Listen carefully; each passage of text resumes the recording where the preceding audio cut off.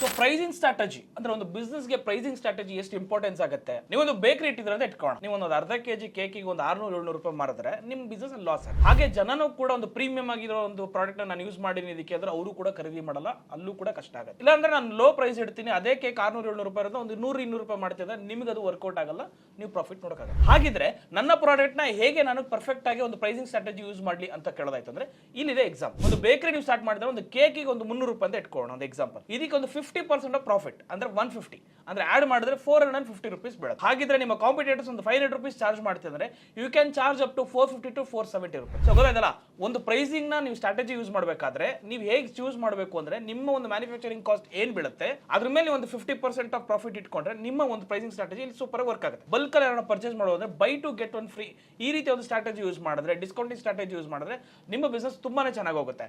So ಈ ಒಂದು pricing strategy ಎಲ್ಲಿ ಬೇಕಾದ್ರೂ ಯೂಸ್ ಮಾಡಬಹುದು. ಬೇಕರೀಸ್ ಅಲ್ಲಿ, ಸ್ನಾಕ್ಸ್ ಅಲ್ಲಿ ಯೂಸ್ ಮಾಡಿದ್ರೆ ನಿಮ್ಮ ಬಿಸ್ನೆಸ್ ಒಳ್ಳೆ ಪ್ರಾಫಿಟ್ ಅನ್ನ ನೋಡುತ್ತೆ. ಬಾಸ್ ವಾಲಾ, ಬಿ ದ ಬಾಸ್.